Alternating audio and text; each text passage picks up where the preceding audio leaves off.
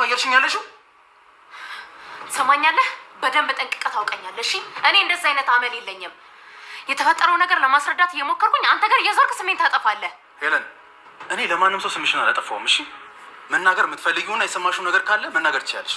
ምን ነው ለሰፈሩ ለሀገሩ ስትናገር አለበት እንዴ? ለመካድ ነው? አልገባኝም። ምኑን ነው የምናገረው? አታስመስል። ፋሲካ ሁሉንም ነገር ነግራኛለች። በዚህ ልክ እንካካዳለን ብዬ በፍጹም አልጠበቅኩም ነበር። ፋሲካ ይኸውልሽ እኔ ለፋሲካ ምንም ነገር የነገርኳት ነገር የለም። ታዲያ ኬት አመጣችሁ? መቼም ፈጥራ አታወራም አይደል? አላውቅም። ሄለን እባክሽን ያችን ሴት ፈጽሞ እንዳታምኛት፣ መሰሪ ናት። በቃ ያለችኝ ቀሪ ዘመዴ ጋር ግን ደግሞ እውነቱን የነገርኳት። ቆይ አንተ አይደለህ እንዴ አለሌ ናት ከማንም ጋር የምትጋደል ብለህ ነገርከኝ? በእርግጥ አልተሳሳትክም። አንቺ ሴትዮ ከኛ ምንድን ነው የምትፈልጊው? ንገሪኛ። የሄለን አክስት ፋሲካ ቅዱስና ሄለንም ለመለያየት የቻለችውን እያደረገች ነውና አሁን ላይ ሄለን ከቅዱሴ ጋር ህይወቷ እንዲያበቃ ያልሆነውን ቀባጥራ ከሁለቱ ጋር ጸብ እንዲፈጠር እያደረገች ትገኛለች። ካሌብ በሌላ በኩል እሷንም ሄለንም በመቅጠርና ስለ ቅዱሴ የማታውቂው በጣም ብዙ ነገር አለ፣ ስለ ባልሽ ስለምታምኚው ባልሽ ምን ያህል ታውቂያለሽ? በጣም ባለጌ የሆነ ሰው ነው በማለት ነበረ ለሄለንም ለመናገር የሞከረው። ይህ ሁሉ ነገር ለካሌብም ያልሆነ ነገር ቀባጥራ የነገረችው አክስቷ ፋሲካ ስትሆን ካሌብም በዚህ ነገር ላይ ሄለንም ከቅዱስ ለያይቼ ወደ እኔ አመጣታል ብሎ አስቧል። አሁን ላይ ካሌብ ሄለንን ከቀጠራት በኋላ ያልሆነ ነገር ነበረ የነገራት። ካሌብ እኮ እኔ አንቺን እወድሻለሁ፣ አንቺን ለእኔ ለማድረግ የቻልኩትንም አድርጋለሁ እያላት ነበርና እና ደግሞ አሁን ላይ ቅዱስ በጣም የማታውቂው ሚስጥረኛና ብዙ የደበቀሽ ነገር አለ ነው ያላት። ሄለንም እኔና ባሌ መሀል ማንም ሰው አይገባም፣ ሲጀመር ቅዱስ እኔን ምንም አይደብቀኝም ብላ ነበረ ስትከራከር ቆየችው። በዚህ መሀል እሱ ማታውቂው መጥፎ ነገር አድርጎብሻል፣ የደበቀሽ ሚስጥር አለ፣ ባለጌ ነው ምናምን ብሎ በሚላት ሰዓት በጥፊ መታው ነበረ። ሰው ፊት አዋራው የተመለሰችው። ካሌብ በጣም ተበሳጭቶ ነበረ። በዚህን ጊዜ እልህ ውስጥ ገብተዋል። ካሌብ ያልሆነ ነገር እንደሚያደርግ ነው ዝቶባት ነበርና በንዴት ነበረ ሄለንም ወደ ቤት የተመለሰችው። በዚህን ሰዓት ግን መስኪና አክስቷ ፋሲካ ስለ ሄለንና ስለ ቅዱስም ብዙ ነገር ተነጋግረው ነበርና ቅዱስና ሄለንም ለማለያየት በጣም ብዙ ምክንያቶች አሉንና የተደበቀ ሚስጥር አለ ብላ ፋሲካም ለመስኪ ነግራት ነበርና መስኪ በዚህን ሰዓት በጣም ከአክስቷ ፋሲካ ጋር ተቃራኒ ሆናለች።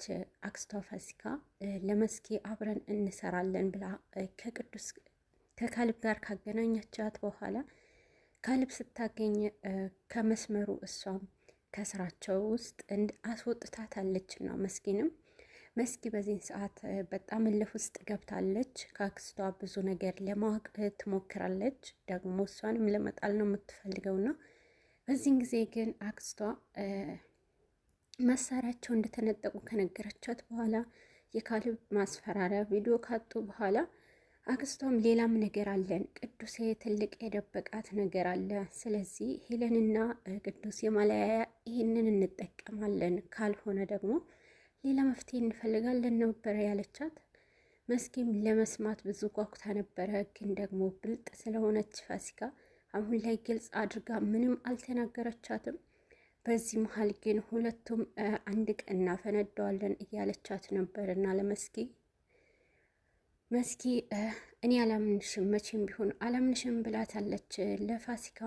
ፋሲካ እንደማታምናትና ከፋሲካ ጋር ብዙ ለመስራት ሞክረው መሀል ላይ እንደጣለቻት ትዝ ስላላት ነበርና አሁን ላይ ቅዱስ በጣም ጭንቅላቱ ተበጥብጠዋልና ቅዱስ አስብ፣ ምንድን ነው ማድረግ ያለብህ ነገር ማድረግ ጀምር ብሎ ነበረ እያሰበ ቆየው።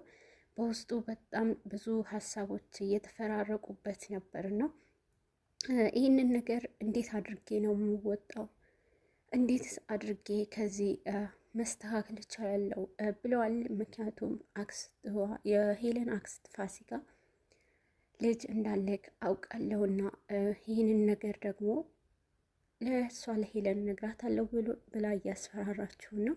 አሁን ላይ ቅዱስ ባላወቀው ነገር እሷ እየበጠበጠችው ስለሆነ በጣም ተጨንቋል። ምንድን ነው ማድረግ የምችለው ቅዱስ ምንድን ነው የምታደርገው ብሎ ነበረና በመሀልም ሳምሪንም ጠርተዋት ሳምሪም አማክረዋታልና ስለ ሳምሪ ግን ሁሌም ቢሆን ለቅዱስና ለሄለንም ትክክለኛ ነገር እንዲያደርጉ ታደርጋቸዋለችና በይበልጥ ደግሞ ሄለን ተናዳ ወደ ቤት መጥታ ነበረ። በዚህን ጊዜ ግን ቅዱስም በጣም ተጨንቆ ነበረ የደረሰችው።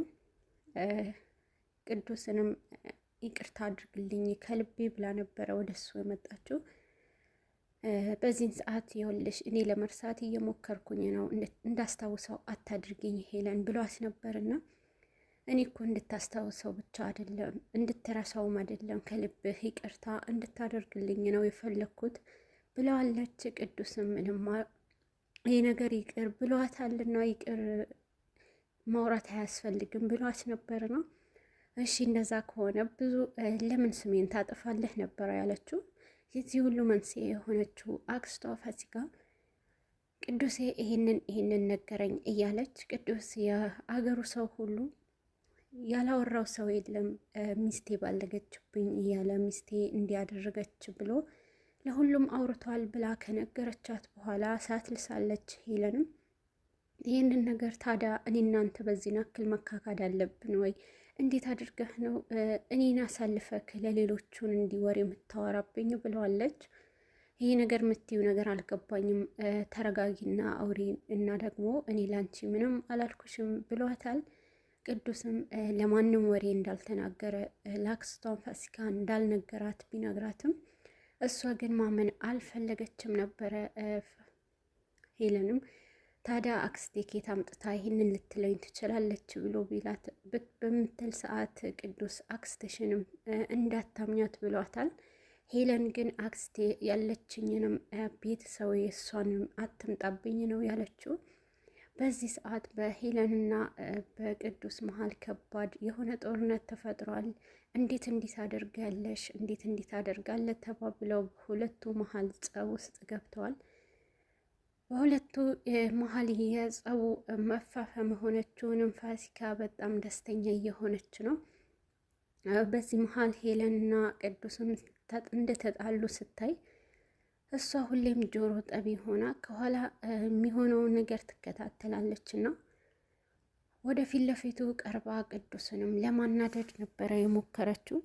ምንድን ነው ያልሽው ብሎ ጠይቋት ነበረና በዚህ ሰዓት ፊት ለፊቱ በመቆም ታዲያ እውነቱን አልነገርከኝም ወይ?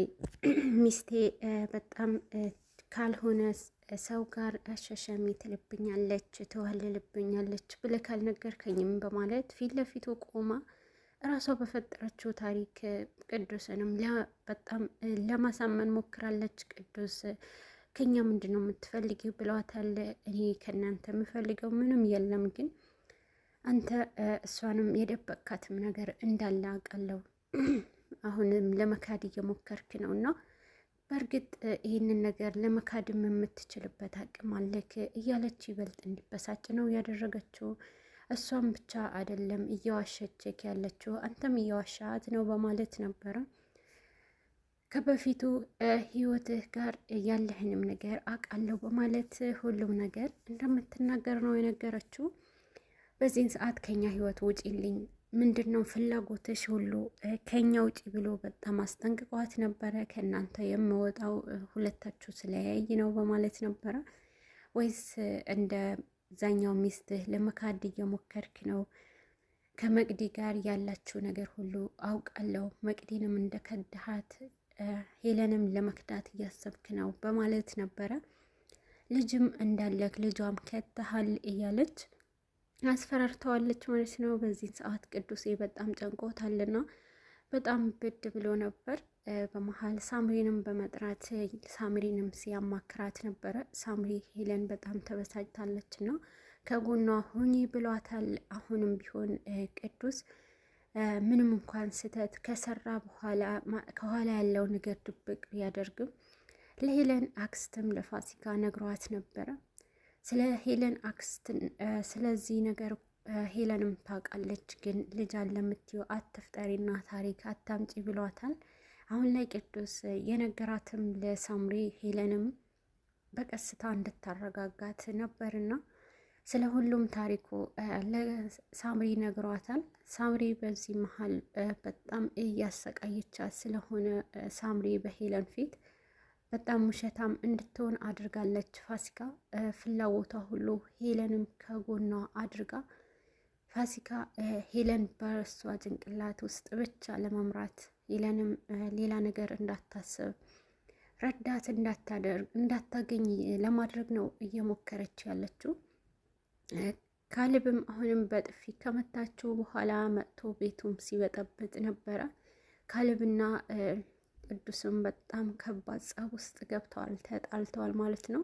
የሁለቱ ጸብ ከብዶ በጣም ሲደባደቡ ነበረ። በዚህ መሀል ሳምሪ በመሀል ነበረችና ሄለንንም ካላገኘሁ አልለቃትም፣ እኔም እንዳዋረደችኝ አዋርዳታለሁ ሲል ነበረ። አሁንም ካሌብ የገዛ ቤቷ መጥቶ ቅዱስ ፊትም መጥፎ ነገሮችንም ሲያወራ ነበረ። ስለ ቅዱስም ያልሆነ መጥፎ ነገር እያወራ በዚህን ጊዜ ነበረ የተደባደቡት። ይህ ድብደባ ደግሞ ወደ ሄለን በመድረስ ሄለንም እንዴት ልትጣሉ ትላላችሁ?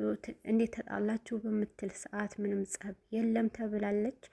በዚህ ሰዓት ግን ውሸት እንደሆነ ፋሲካ ራሷ አጋግለው ራሷም ትክክል አይደለም በማለት ሄለን ሳምሪንም እንድትጠላትና እንደዋሸቻት እንድታስብ አድርጋለች።